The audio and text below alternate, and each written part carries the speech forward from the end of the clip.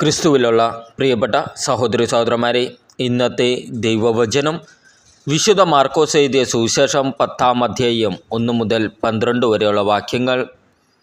വിവാഹമോചനത്തെ സംബന്ധിച്ച പ്രബോധനം. യേശു അവിടം വിട്ട് യൂദയായിലേക്കും ജോർദാൻ മറുകരയിലേക്കും പോയി. വീണ്ടും ജനങ്ങൾ യേശുവിൻ്റെ അടുക്കൽ ഒരുമിച്ച് കൂടി. പതിവ് പോലെ അവൻ അവരെ പഠിപ്പിച്ചു. ഫരിസേയർ വന്ന് യേശുവിനെ പരീക്ഷിച്ചുകൊണ്ട് ചോദിച്ചു, ഭാര്യയെ ഉപേക്ഷിക്കുന്നത് നിയമാനുസൃതമാണോ? യേശു മറുപടി പറഞ്ഞു, മോശ എന്താണ് നിങ്ങളോട് കൽപ്പിച്ചത്? അവർ പറഞ്ഞു, ഉപേക്ഷാപത്രം കൊടുത്ത് അവളെ ഉപേക്ഷിക്കാൻ മോശ അനുവദിച്ചിട്ടുണ്ട്. യേശു പറഞ്ഞു, നിങ്ങളുടെ ഹൃദയകാഠിന്യം കൊണ്ടാണ് മോശ ഈ നിയമം നിങ്ങൾക്ക് വേണ്ടി എഴുതിയത്. എന്നാൽ സൃഷ്ടിയുടെ ആരംഭം മുതലേ ദൈവം അവരെ പുരുഷനും സ്ത്രീയുമായി സൃഷ്ടിച്ചു. ഇക്കാരണത്താൽ പുരുഷൻ പിതാവിനെയും മാതാവിനെയും വിടുകയും അവർ ഇരുവരും ഒരു ശരീരമായി തീരുകയും ചെയ്യും. പിന്നീടൊരിക്കലും അവർ രണ്ടല്ല, ഒറ്റ ശരീരമായിരിക്കും. അതിനാൽ ദൈവം സംയോജിപ്പിച്ചത് മനുഷ്യൻ വേർപെടുത്താതിരിക്കട്ടെ. ഇക്കാര്യത്തെക്കുറിച്ച് ശിഷ്യന്മാർ വീട്ടിൽ വെച്ച് വീണ്ടും അവനോട് ചോദിച്ചു. യേശു പറഞ്ഞു, ഭാര്യയെ ഉപേക്ഷിച്ച് മറ്റൊരുവളെ വിവാഹം ചെയ്യുന്നവൻ വ്യഭിചാരം ചെയ്യുന്നു. ഭർത്താവിനെ ഉപേക്ഷിച്ച് മറ്റൊരാളെ വിവാഹം ചെയ്യുന്നവളും വ്യഭിചാരം ചെയ്യുന്നു. നമ്മുടെ കർത്താവായ ഈശോ മിശിഹായ്ക്ക് സ്തുതി.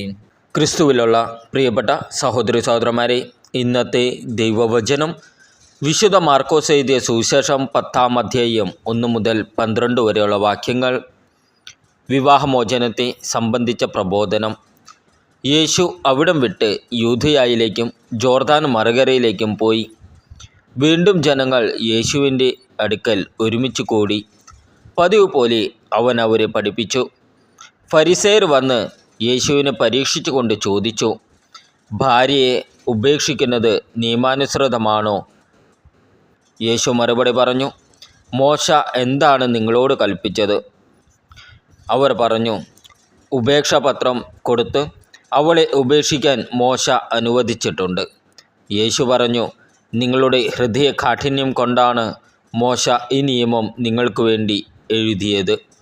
എന്നാൽ സൃഷ്ടിയുടെ ആരംഭം മുതലേ ദൈവം അവരെ പുരുഷനും സ്ത്രീയുമായി സൃഷ്ടിച്ചു. ഇക്കാരണത്താൽ പുരുഷൻ പിതാവിനെയും മാതാവിനെയും വിടുകയും അവർ ഇരുവരും ഒരു ശരീരമായി തീരുകയും ചെയ്യും. പിന്നീടൊരിക്കലും അവർ രണ്ടല്ല, ഒറ്റ ശരീരമായിരിക്കും. അതിനാൽ ദൈവം സംയോജിപ്പിച്ചത് മനുഷ്യൻ വേർപെടുത്താതിരിക്കട്ടെ. ഇക്കാര്യത്തെക്കുറിച്ച് ശിഷ്യന്മാർ വീട്ടിൽ വെച്ച് വീണ്ടും അവനോട് ചോദിച്ചു. യേശു പറഞ്ഞു, ഭാര്യയെ ഉപേക്ഷിച്ച് മറ്റൊരുവളെ വിവാഹം ചെയ്യുന്നവൻ വ്യഭിചാരം ചെയ്യുന്നു. ഭർത്താവിനെ ഉപേക്ഷിച്ച് മറ്റൊരാളെ വിവാഹം ചെയ്യുന്നവളും വ്യഭിചാരം ചെയ്യുന്നു.